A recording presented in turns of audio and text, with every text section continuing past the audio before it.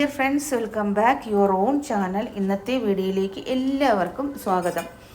തക്കാളി നമുക്ക് യാതൊരുവിധ പ്രിസർവേറ്റീവും ചേർക്കാതെ തന്നെ തയ്യാറാക്കി ഒരു 6 മാസം വരയ്ക്ക് നമുക്ക് ഫ്രിഡ്ജിൽ എങ്ങനെ സൂക്ഷിക്കാം, ഇതാണ് ഇന്നത്തെ വീഡിയോ. ഇഡലിക്കും ദോശയ്ക്കും അപ്പത്തിനും അതുപോലെ തന്നെ റൈസിനും ചപ്പാത്തിക്കും ഇതൊരു സൈഡ് ഡിഷായിട്ട് നമുക്ക് ഉപയോഗിക്കാം.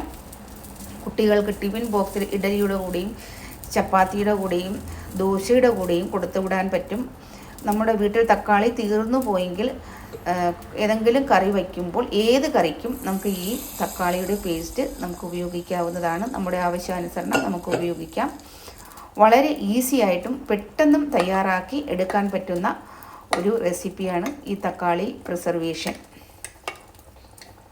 ഈ വീഡിയോ കണ്ടുകൊണ്ടിരിക്കുമ്പോൾ നിങ്ങൾക്ക് ഇഷ്ടപ്പെട്ട ലൈക്ക് അടിക്കാൻ മറക്കല്ലേ. ഇത് ഇങ്ങനെ തയ്യാറാക്കി വയ്ക്കാനായിട്ട് 600 ഗ്രാം തക്കാളിയാണ് ഞാൻ ഇവിടെ എടുത്തിട്ടുള്ളത്. ഇത് നമ്മുടെ പറമ്പിലുണ്ടായ യാതൊരുവിധ വിഷവും ഒന്നും ചേർക്കാത്ത ഓർഗാനിക്കായിട്ടുള്ള തക്കാളിയാണ്. ആദ്യം നല്ലതുപോലെ കഴുകി വൃത്തിയാക്കി ഒട്ടും വെള്ളമില്ലാതെ നന്നായിട്ടൊന്ന് തുടച്ചെടുക്കണം കേട്ടോ. നിങ്ങൾ വെളിയിൽ മാർക്കറ്റിൽ നിന്ന് വാങ്ങുന്ന തക്കാളിയാണെങ്കിൽ ചെറിയ ചൂടുവെള്ളത്തിൽ ഉപ്പും മഞ്ഞളും കൂടി ആഡ് ചെയ്തിട്ട് വേണം കുറച്ച് നേരം ഇട്ടിട്ട് നന്നായിട്ട് കഴുകി ഇതുപോലെ തുടച്ചെടുക്കാൻ. എന്നിട്ട് 4ആയിട്ടൊന്ന് കട്ട് ചെയ്ത് മിക്സിയുടെ ജാറിലേക്ക് ഇട്ട് കൊടുക്കാം.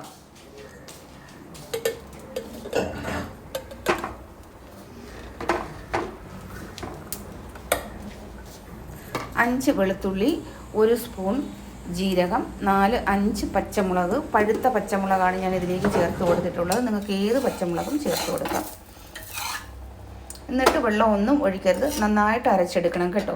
കടായി ചൂടാക്കി ഒരു 1/2 കപ്പ് കടുകെണ്ണയാണ് ഞാൻ ഇതിലേക്ക് ഒഴിച്ചു കൊടുത്തിട്ടുള്ളത്. നിങ്ങൾക്ക് ഏത് എണ്ണയാണോ നിങ്ങൾക്കിഷ്ടം ആ എണ്ണ ഒഴിച്ചു കൊടുക്കാം. കടുകെണ്ണയിൽ സൾഫർ അടങ്ങിയിട്ടുള്ളത് കൊണ്ട് അത് പ്രിസർവേറ്റീവിൻ്റെ കാര്യമാണ്. പ്രിസർവേറ്റീവ് ഓട്ടോമാറ്റിക് നമ്മൾ ഏത് ഭക്ഷണ സാധനം കടുകെണ്ണയിൽ ഉണ്ടാക്കിയാലും ആ ഭക്ഷണം കേടാകാതെ കുറേ നാൾ ഇരിക്കുന്നതിൻ്റെ കാരണവും അതാണ്.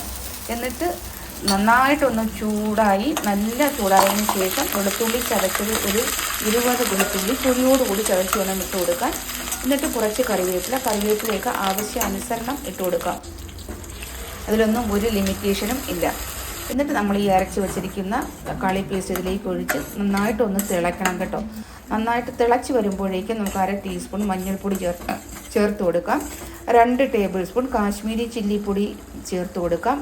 1/2 ടീസ്പൂൺ കായപ്പൊടി ചേർത്ത് കൊടുക്കാം.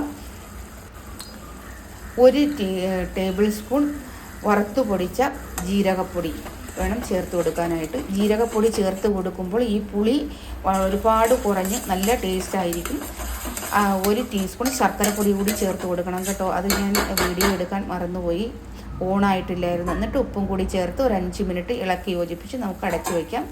ലോ ഫ്ലെയിമിൽ വേണം ചെയ്യാനായിട്ട്. എണ്ണയെല്ലാം നന്നായിട്ട് തെളിഞ്ഞ് മുകളിൽ വന്നിട്ടുണ്ട്. ഞാൻ 1/2 കപ്പ് കടുകെണ്ണയാണ് ഒഴിച്ചിട്ടുള്ളത്. ടോട്ടൽ 3/4 കപ്പ് എണ്ണ ഒഴിക്കണം. 1 കപ്പായാലും പ്രശ്നമില്ല.